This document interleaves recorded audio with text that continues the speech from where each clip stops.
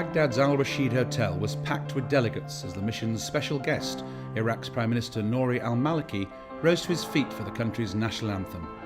With him, the IBBC's chairman, Baroness Nicholson, and the British Deputy Head of Mission, Mark Bryson Richardson. The Prime Minister said that British companies were known for their great work. "I am not just saying this to please the representatives of the companies here today," he said, "but this is a fact." And he added, "We want and we must always have good relations between Iraqi business and the UK. Together we will achieve the process of reconstruction of this country."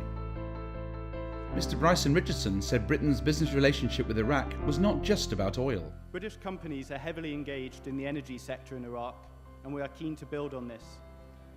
But the UK is also a world leader in financial services, as seen at the recent World Islamic Economic Forum in London. We believe British companies offer a level of quality and service that make them the best in the world, and which many of you here will rightly associate with Abu Naji. I look forward to exploring with all of you throughout the day how we can work together and build future partnerships. Baroness Nicholson, who led the 52-delegate mission, outlined some of its aims. The Iraq-Britain Business Council is proud to have a lovely delegation of high-caliber people representing businesses throughout the UK. We are particularly happy to have with us today a number of British universities. These are led by Dr. Alistair Niven. Tertiary education in Britain is at its height. We have a large number of universities in Britain, as you know, but we're very proud that we have some of the top universities in the globe now. It is a tremendous achievement, and we're so welcoming to students from Iraq and professors and teachers and vice versa.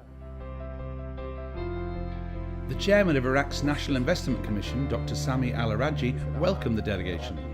He told the audience that the commission would help in any way it could to foster the relationship between British and Iraqi companies.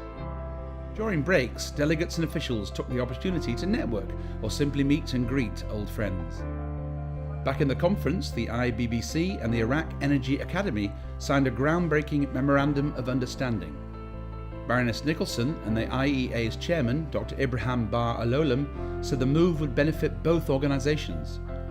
There will be cooperation and coordination in a number of areas to help and develop Iraq's energy needs using British expertise.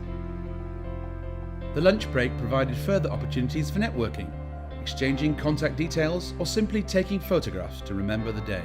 There was huge media interest in the mission, and not only on the Iraqi side. The BBC's Andrew Hoskin was one of a number of foreign reporters who attended the conference, interviewing VIPs on all sides. Later, the meeting heard from a variety of leading Iraqi government and education leaders, who sat alongside their British counterparts to lead panel discussions, a move designed to involve as many members of the audience as possible. Another day and another city. Delegates flew to Erbil, the booming capital of the Kurdistan region of Iraq. Construction is everywhere. This time the city's Chamber of Commerce, which is a member of the IBBC, were the hosts.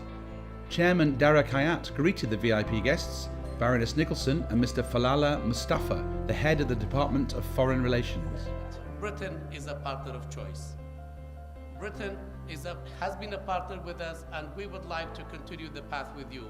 Since you played a role in helping, giving hope to the people of this region, this time we want you to be a partner in giving strong support for building our democratic institutions, for continuing the progress that we are making, and also for rebuilding and reconstructing the region, because the people of the region have suffered a great deal in the past and they deserve a better future.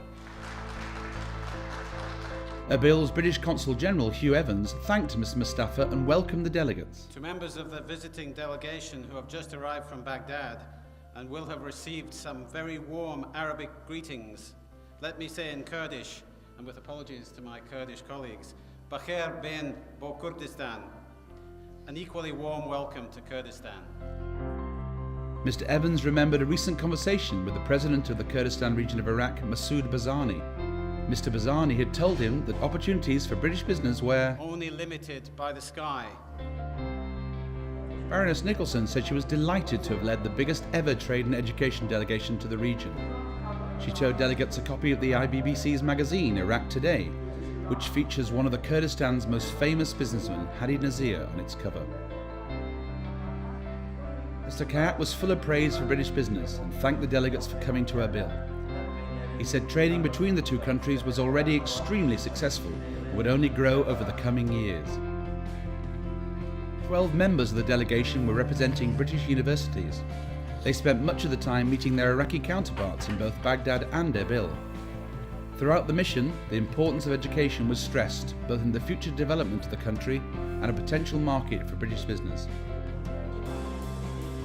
The delegates were given full access to the university campuses and were deeply impressed by the facilities on offer. The final full day of the mission was taken up by site visits. The oil and gas group travelled an hour out of the city to the sprawling KAR Group refinery, a triumph of modern engineering. Just 4.5 years old and currently producing 100,000 barrels a day, the centre will eventually generate 175,000 barrels a day. The company's total investment will then be $1 billion. More than 1,000 people, 95% of Kurdish origin, work at the refinery, which produces everything from fuel oil and kerosene to liquid petroleum gas and bitumen. The refinery reflected perfectly the incredible speed of the development in Kurdistan. It provided the visitors with an exciting and thought-provoking end to the mission.